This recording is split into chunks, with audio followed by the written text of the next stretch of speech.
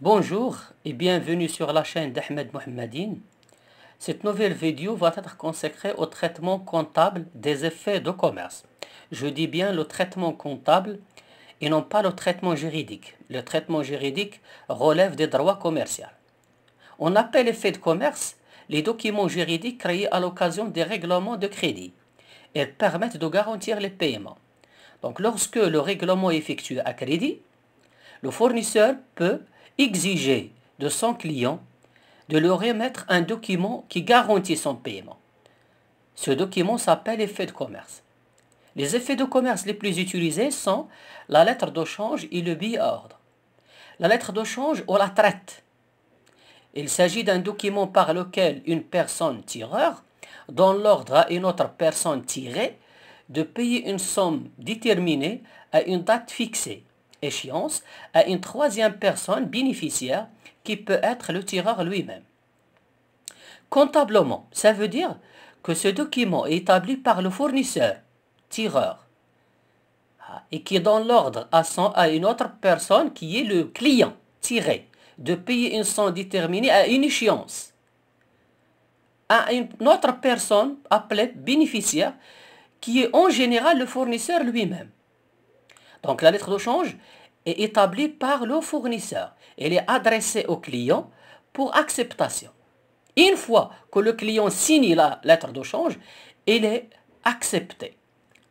Le billet à ordre, à l'inverse, c'est un document par lequel une personne appelée souscripteur s'engage à payer une somme déterminée à une date fixée, l'échéance, à une autre personne appelée bénéficiaire, comptablement. Le billet à ordre est un document établi par le client, qui s'appelle souscripteur, qui s'engage à payer une somme déterminée à une échéance à une autre personne qui est le fournisseur, qui s'appelle bénéficiaire. Donc la différence entre les deux effets de commerce, je répète bien, la lettre de change ou la traite est un document établi par le fournisseur et envoyé au client avec la facture pour acceptation. Le billet à ordre, à l'inverse, il est établi par le client et il est adressé au fournisseur. Voilà. Donc la particularité des effets de commerce, c'est que ce sont des effets qui peuvent circuler sans attendre l'échéance. Ça veut dire que lorsque j'ai une lettre de change tirée sur mon client, je peux l'utiliser pour régler un achat. Je peux l'escompter chez la banque.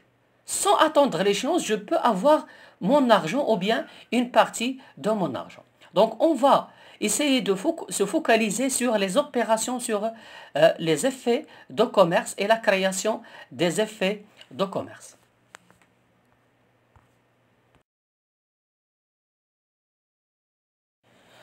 Tout d'abord, la création des effets de commerce. Lorsqu'une entreprise accepte une lettre de change et émet un billet à ordre, elle s'engage à payer à l'échéance fixée une somme déterminée à toute personne qui en réclame le paiement. Donc lorsque le client accepte un effet de commerce, à l'échéance, il s'engage à payer toute personne qui porte l'effet de commerce et non pas nécessairement le fournisseur. C'est là la particularité des effets de commerce. Donc comptablement, la création d'un effet de commerce est constatée en comptabilité par le débit des comptes 3425 client effet à recevoir chez le fournisseur et par le crédit des comptes 4415 fournisseur effet à payer chez le client. Donc le plan comptable marocain a réservé deux comptes pour les effets de commerce. 3425 client effet à recevoir chez le fournisseur et 4415 fournisseur effet à payer chez le client. Prenons un exemple. Le 2.4, l'entreprise Festa adresse à son client Fadil la facture suivante. Donc vous avez payable fin de mois. Montant brut 35 000 dirhams, remise 5% 1750, net commercial 33 250, TVA 20%, 6650. Donc net à payer TTC 39 900. Remarquez très bien en bas de la facture, vous avez une mention. Lettre de change numéro 15 pour acceptation. Ça veut dire qu'avec la facture, le fournisseur a envoyé une lettre de change pour que le client l'accepte. Le 3-4, le client Fadel retourne la lettre de change acceptée. Voilà, il a retourné, il a signé la lettre de change et l'a retournée à son fournisseur. Comptabilisé chez les deux partenaires, ça veut dire chez Fiesta et chez Fadel. Les écritures comptables. On commence chez le fournisseur ou bien le tireur, Festa. Donc, le 2-4, vous avez une vente de marchandises, 33 250, et ta TVA facturée, 6 650, et puisque le client n'a pas réglé, donc c'est une vente à crédit, 39 900 au début du compte client. Le 3-4, maintenant le client a accepté la lettre de change. Remarquez bien, on va virer la créance du compte client vers un nouveau compte. Client est fait à recevoir. Donc on va créditer compte client, 39 900 et il va être soldé. Et on va créer un nouveau compte de créance, 34,25, client est fait à recevoir, 39 900. Pourquoi? Parce qu'au niveau des comptes clients, on enregistre seulement les créances normales, qui ne disposent pas de garantie. Maintenant, puisque le client a accepté une garantie, automatiquement, il va être transféré vers un autre compte. C'est 34,25, client est fait à recevoir. Chez le client Fadel, tiré. Donc, vous avez achat de marchandises, état TVA récupérable sur charge, et vous avez fournisseur au crédit, 39 900. Le 3-4, lorsque le client accepte la lettre de change, automatiquement, la dette est soumise à une garantie. Donc, il ne faut pas la laisser au compte fournisseur. Il faut la virer vers le compte spécial qui est fournisseur et fait à payer. Donc, on a débité fournisseur, 39 900, et elle sera soldée. Et on a créé un nouveau compte, fournisseur et fait à payer, 39 900. Donc, souvenez-vous bien que les créances soumises à une garantie, ou la garantie par effet de commerce, sont comptabilisées au débit des comptes client et fait à recevoir chez le fournisseur et au crédit des comptes fournisseur et fait à payer chez le client.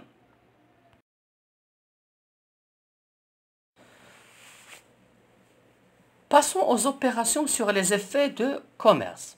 Donc un effet de commerce peut faire l'objet de 3 opérations essentielles: l'encaissement, l'endossement et l'escompte.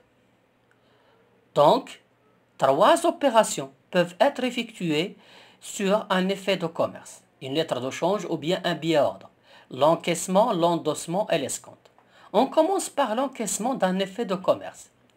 Donc, dans ce cas, le bénéficiaire attend l'échéance et remet l'effet à sa banque qui va se charger de l'encaissement de l'effet, en contrepartie d'une commission majorée par la TVA.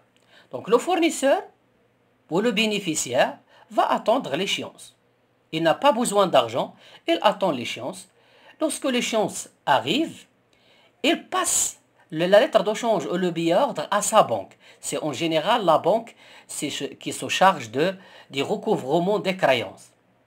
Bien sûr, puisque la banque a effectué un service, il va retenir une commission et une TVA sur commission de 10%. Prenons un exemple. Le 25-4, l'entreprise Festa remet à la CIH la lettre de change numéro 15 pour encaissement. Bordereau de remise à l'encaissement numéro 10. Le 34, la banque lui adresse l'avis de crédit numéro 17 attestant l'encaissement de la lettre de change numéro 15. Commission 30 dirhams et TVA 10%. Donc le client Fadel a réglé par chèque bancaire numéro 125. Donc l'opération, le 25-4, l'entreprise a remis à la banque la lettre de change. Le 34, le client a payé. Il a payé la traite, donc il n'y a pas de problème. La banque, bien sûr, avise le fournisseur qu'il retient 30 dirhams de commission et une TVA de 10%. Le reste est mis dans le compte bancaire de l'entreprise. On va voir comment comptabiliser chez Fiesta et chez Fadel.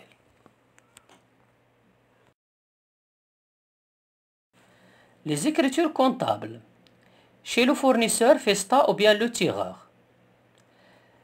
Le 25-4, lorsqu'on remet la lettre de change à la banque, il n'est plus en possession de l'entreprise. Donc il faut solder.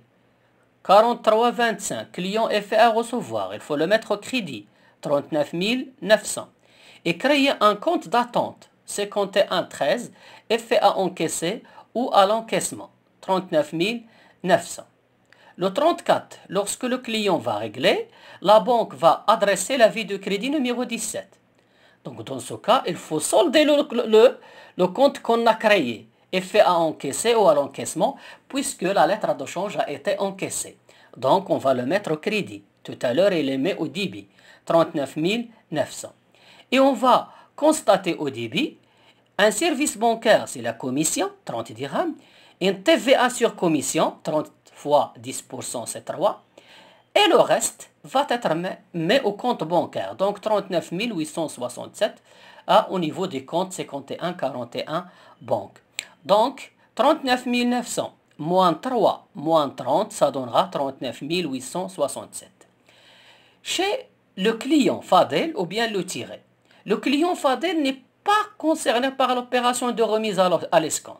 Directement le jour de l'échéance, lorsqu'il va payer, donc il va constater banque, fournisseur est fait à payer. Il va solder le compte fournisseur est fait à payer et bien sûr créditer de la banque puisqu'il s'agit d'une sortie d'argent.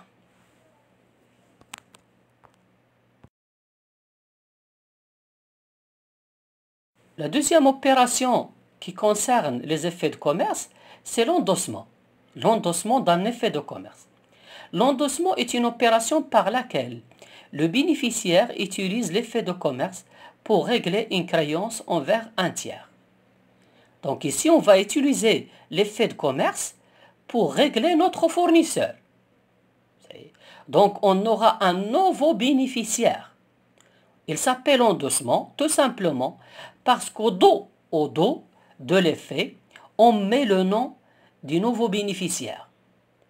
Payé à l'ordre de, et on met le nom. Et le nouveau bénéficiaire peut utiliser l'effet de commerce et ainsi l'effet circule d'une main en main. Exemple, le 5-4, l'entreprise Sisma remet à son fournisseur Safi le billet à ordre numéro 11 d'une valeur nominale de 25 000 dirhams souscrit par le client Shafiq en règlement d'une dette. Donc, la situation simplifiée. Vous avez l'entreprise Tisma qui dispose d'un billet à ordre tiré sur son client Shafiq. L'entreprise Tisma va utiliser ce billet à ordre pour régler son fournisseur Safi. Voilà, au niveau de la comptabilisation, remarquez très bien, on va débiter le compte fournisseur et on va créditer le compte 3425. Client est fait à recevoir. Donc on a utilisé client est fait à recevoir comme un moyen de règlement, comme la banque et la caisse. C'est pourquoi on la met au niveau des crédits, c'est une sortie d'argent. Au lieu d'utiliser caisse, banque ou chèque postaux, on a utilisé l'effet de commerce. Donc on utilise l'effet de commerce pour régler une dette. Bien sûr, le souscripteur ici, qui est le client, M. Shafiq, n'est pas concerné par cette opération. Lui, il va attendre l'échéance et lorsqu'elle va régler, il va automatiquement solder le compte fournisseur et fait à payer comme on l'a vu tout à l'heure.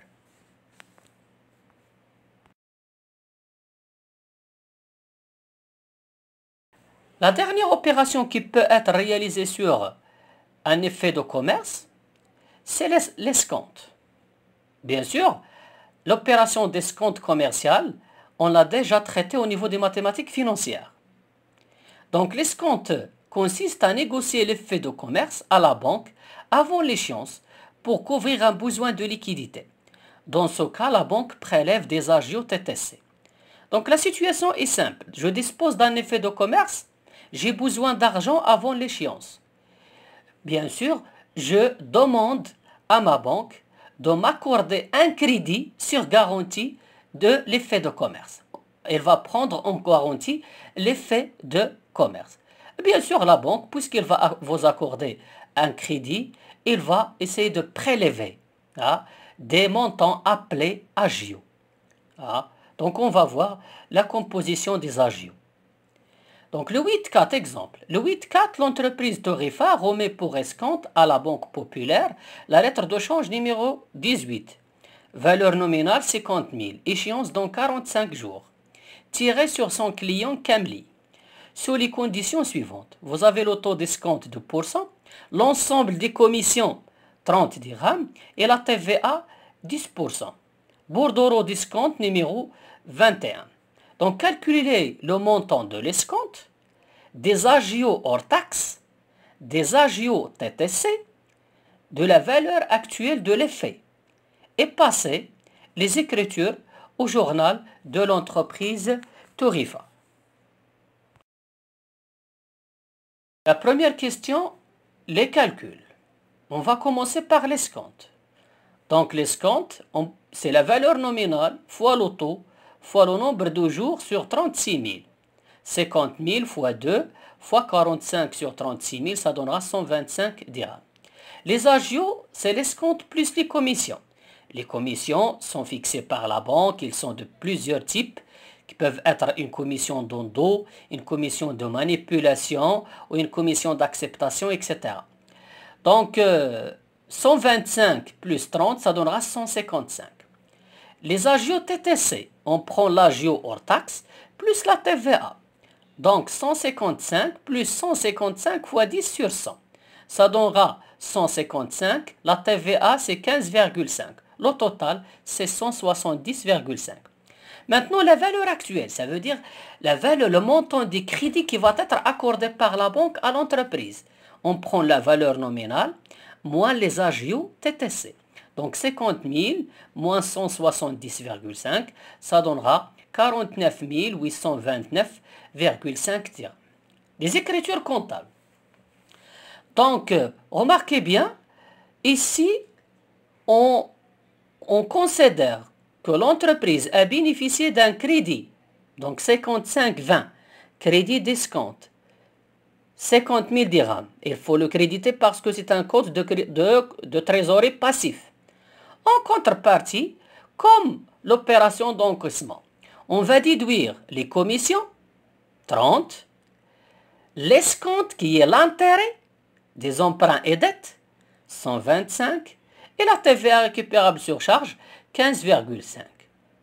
Donc 30, service bancaire, c'est la commission. Intérêt des emprunts et dettes, c'est l'escompte. Et l'état TVA récupérable sur charge calculé. Donc on va mettre au débit de compte banque 49 829,5, qui est obtenu comme suite. 50 000 moins 15,5 moins 125 moins 30. Ça donnera 49 825,29,5. Remarquez, donc ce que je viens de dire, l'escompte de l'effet est assimilé à un emprunt auprès de la banque garanti par la remise de l'effet de commerce. Le jour de l'échéance, une fois le client règle l'effet, le compte 55-20 doit être soldé. Donc lorsque le client règle, ça veut dire que l'entreprise a réglé aussi le crédit accordé par la banque. Donc, il faut solder à crédit d'escompte. Donc, le jour de l'échéance, vous avez chez Torifa, donc 55-20, crédit d'escompte va être débité pour le solder, et client effet à recevoir va être crédité aussi pour le solder, 50 000 et 50 000. Le client n'est pas concerné par cette opération d'escompte. Lui, toujours, elle attend l'échéance pour solder le compte fournisseur effet à payer. Merci de votre attention.